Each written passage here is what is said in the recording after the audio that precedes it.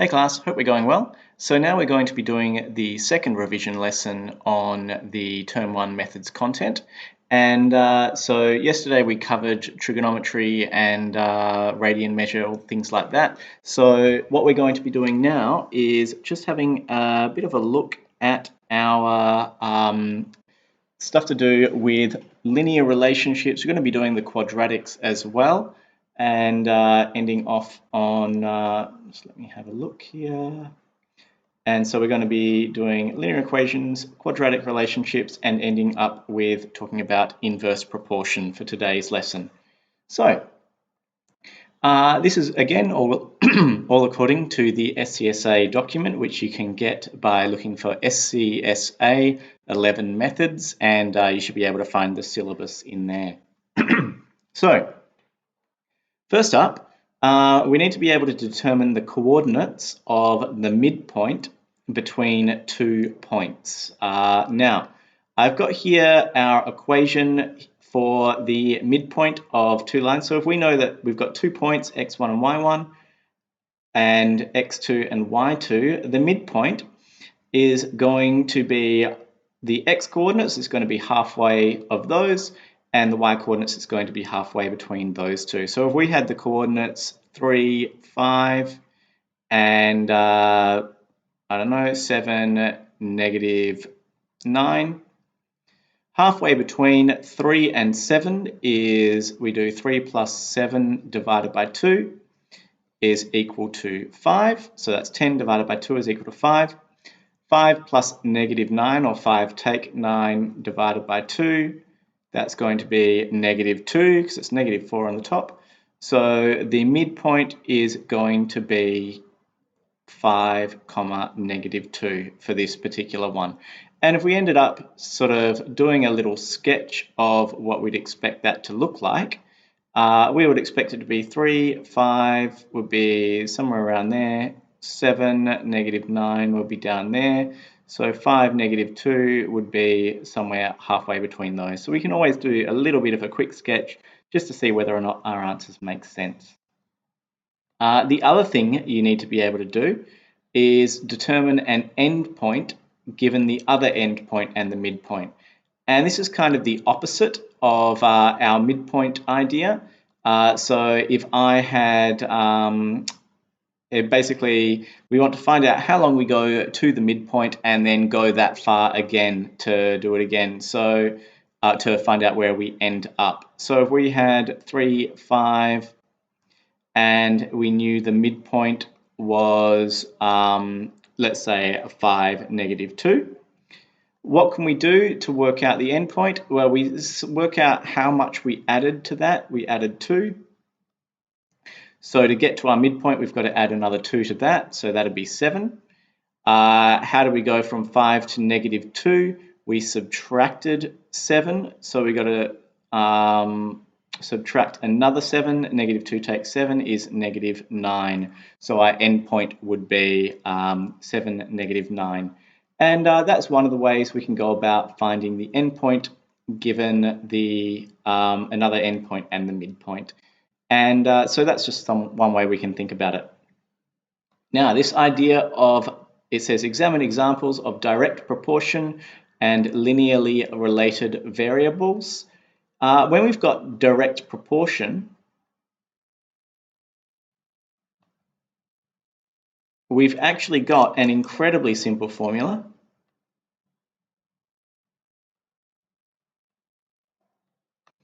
Direct proportion is literally just a formula of such that y equals mx. There's no plus c, it's just y equals mx.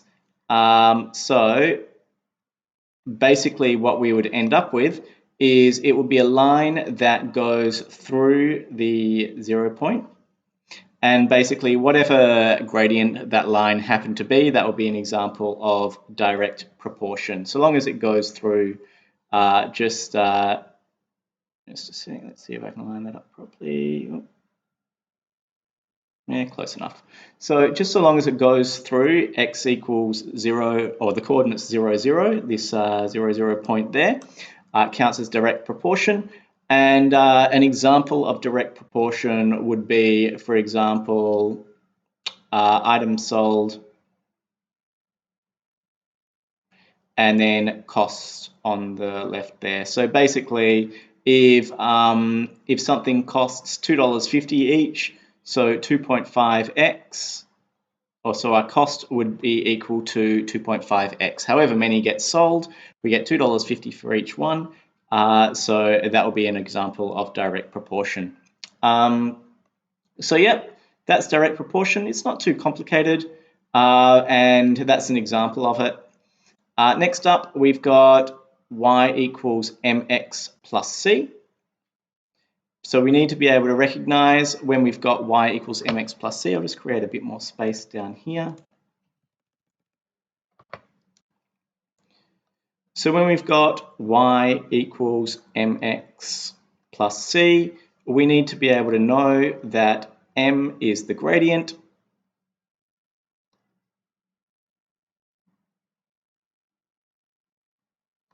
which is rise over run. And our second one, c, is the y-intercept, which is the value of y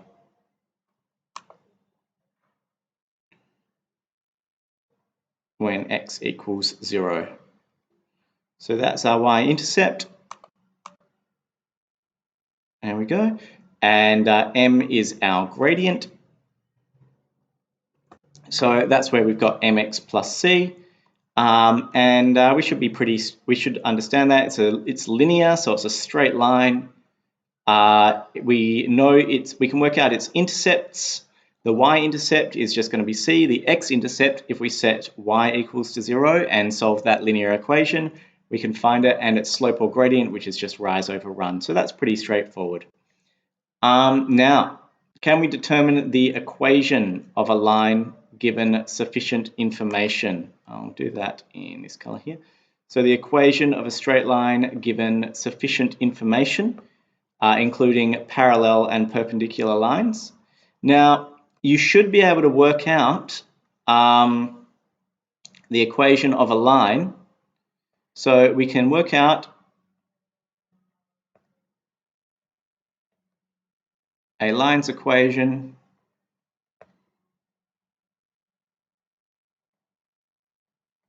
from either 2 points, any 2 points, and we should be able to work it out, or 1 point and the gradient. And this is actually much easier than you think, and it's part of the reason why I've got through here this, basically I've got the gradient of the line. So the equation for the gradient of a line is just our rise over run. So we work out the gradient by doing y2 take y1 over x2 take x1, and that'll give us rise over run. And if we know 1 point and the gradient, and this is the really important thing, this equation basically helps us find exactly what the equation's going to be. So y is just our generic y that we have in the formula y equals mx plus c.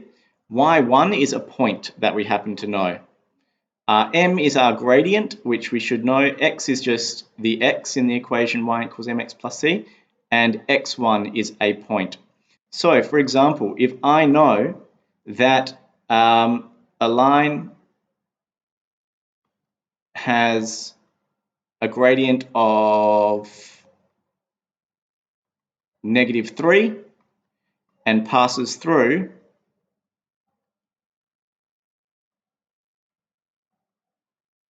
let's say 5 and -7, I can use this information in that equation that I have highlighted up the top here. I can use that information, and I can basically just do y subtract y1, which is negative 7, equals m is negative 3, x take and x1 is 5. And if I solve that, y plus 7 equals negative 3x plus 15. Take 7 from both sides, y equals negative 3x plus 8. And that is our equation for the line that passes through 5, negative 7, and with the gradient of negative 3. Now this equation is in your formula sheet. You will always have access to it. It is extremely handy because you can always work out the exact equation of the line just by plugging the two coordinates you happen to know, y1 and x1, into this, expanding it out, rearranging it, and then you end up with your equation there. So you know the y-intercept, it's going to be 8, and you can also work it out the x-intercept by doing 8 divided by negative 3. Also, it'll be negative 8/3 would be the x-intercept for that one. Okay. Now, it would just be 8/3, not negative 8/3. So that is our equation of a straight line given sufficient information. This last one, you need to be able to solve linear equations, including those with algebraic fractions and variables on both sides. That is, I'm not going to go into big detail on this one, but basically what that comes down to is, can you cross multiply effectively? So can you work out if we've got A over B plus C over D, do you know that that works out to be, we multiply these together, we cross multiply up there, we end up with AD plus BC over BD. Can you do that? Can you manipulate your algebraic equations appropriately? Can you expand and factorize? Do all those don't need to factorize, but can you expand to rearrange stuff? And are you decent at rearranging linear equations? So you are expected to be able to just do that basic linear algebra that we've been doing pretty much since year 7 and even before. So that's linear stuff. It shouldn't be too tough, especially as we've been doing linear equations since year 7, and all the same, it can be useful to practice those, and there are lots of online tools that let you practice that kind of stuff that I actually linked earlier on in week 8, I believe, so you can have a look at your notices and you should be able to see that one there. So quadratic relationships. So we've got examples of quadratically related variables. So this is sort of your real world examples, and one fairly typical real world example that we like to use when we're talking about quadratics. This is a very typical one. If someone throws something, it goes up and then comes back down, and you may be interested in how high does that go, how far does it go, everything like that. That's an example, but basically, what does a quadratic look like? Can you recognize one? It could also be modeling the area of a square, of a rectangle, based on a certain amount of fencing that you have. So that's an example that we did earlier in the term. But that's basically one of the things that we can end up modeling with quadratics.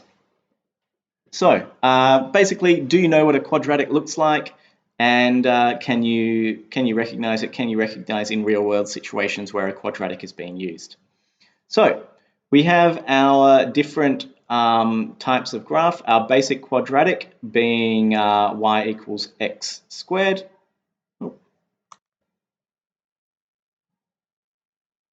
So we've got our basic quadratic. Do we recognize what that looks like? We should do. Our basic quadratic is just pretty much like that. Ideally, it will be symmetrical because that's a very important property, but it'll look, there we go, it's a bit of a better job. So that'll be a typical quadratic there. We have these other forms. If we have a form that looks like this, this is our turning point form. and you can work out the turning point just by going, it's going to be B, comma, C. We have our x-intercept form, or what is also called the factor form. I'm going to call it factor form for now, because basically when we've got basically the B and C are going to be our x-intercepts. They're also factors. If we had the whole thing equal to 0, that would be, the B and C would be factors. So you should be able to find the intercepts of this one pretty straightforwardly. It's just B and C. What's the turning point? We should be able to find it because it will be halfway between these 2 points there.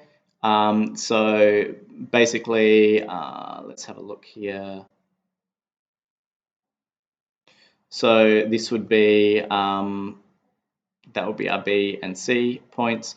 Halfway between those 2 points, we would find the x-axis, so that would be B plus C divided by 2 would be the line of symmetry, halfway between those two.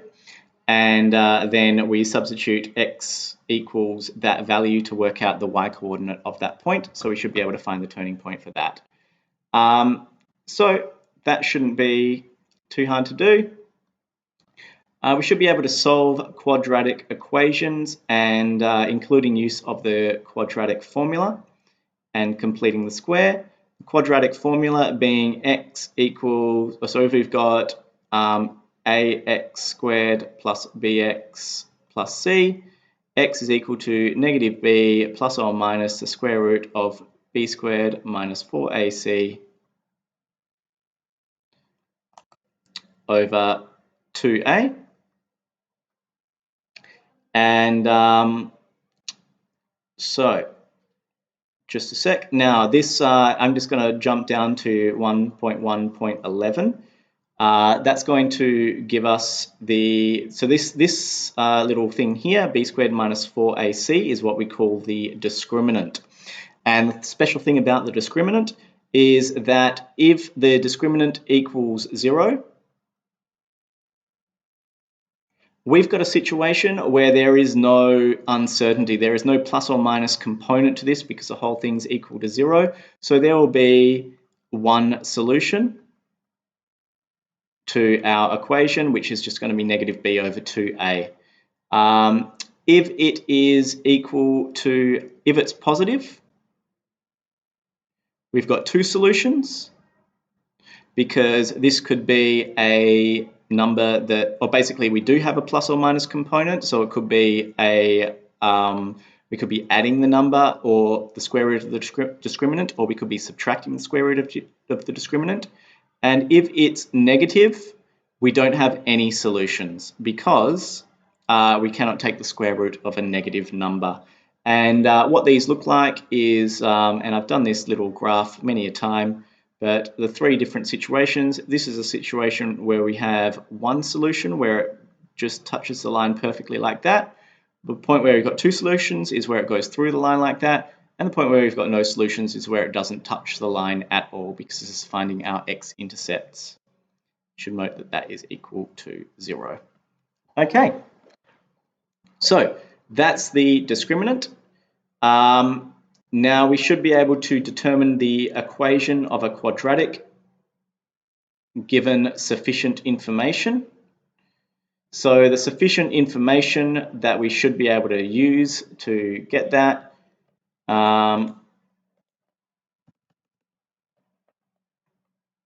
so for example, if you've been given a turning point, you should be able to find your equation in the form A equals x minus b plus c. And then you can use one, so that'll give you b and c.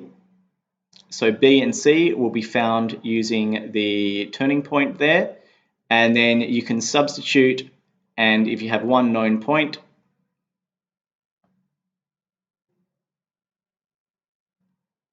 we substitute to find A.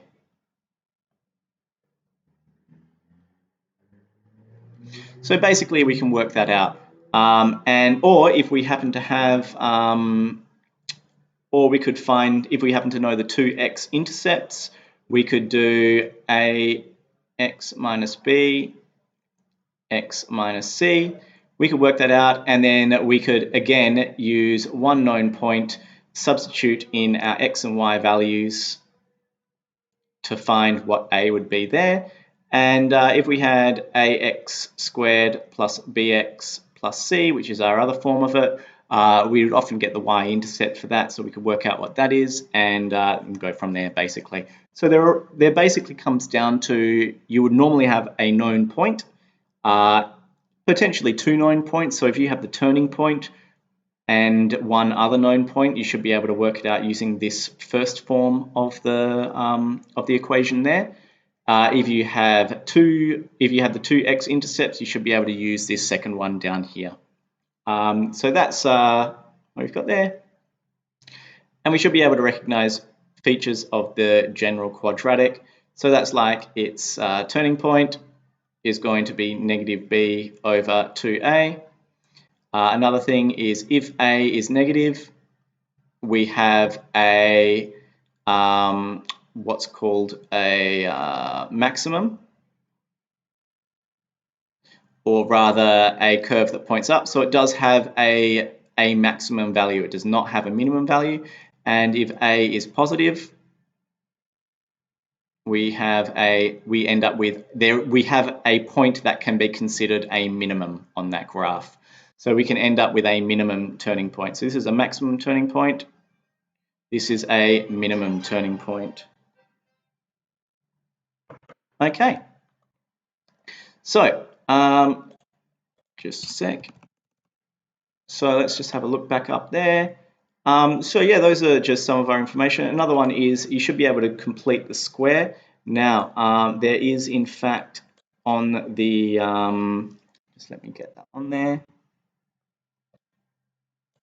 So if you do want to complete the square, we do have a formula for that, and that'll put it into the form, that'll put it into turning point form. So we've got a brackets x plus a number all squared plus c take b squared over 4a. So we've got this basic formula. This is on your formula sheets. If you happen to know a, b, and c, you can substitute these in. Just got to make sure we're careful, because there can be a lot of sign errors. So you can accidentally do something negative which is supposed to be positive, and vice versa, depending on whether it's squared, added, subtracted, whatever else is going on there. So watch your signs of those ones if you're using that formula.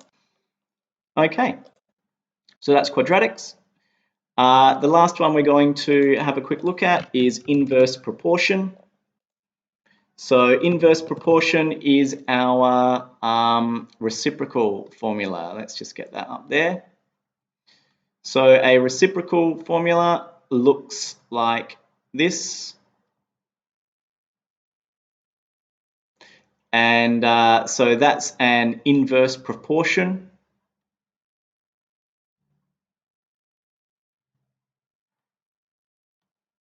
And so that's what we've got there. And this is the graph of y equals 1 over x. So that's what it looks like. It basically, as x gets very small or x gets very close to 0, 1 divided by a small number is a very large number, so y shoots up to infinity. As it gets very close to 0 on the other side, 1 divided by a very small negative number is a very large negative number in there. As x gets very large, y gets very small. And we should also be able to say, as x tends to infinity, you never say something is equal to infinity, it just tends to it, y tends to 0. So as x gets very large, y gets very close to 0 without reaching it. As x tends to negative infinity, y also tends to 0. And so yeah, that's something we can tell for those. Now we've got this formula here, a over x take b. Basically, the multiplier of a stretches it up, so you should be able to find. Now, one of the things that we can do is what happens when whatever is on the bottom side is equal to 1. and then you can work out what the multiplier is based on that. Now x minus b, that's going to be shifting to the right by b. So what we'd end up with,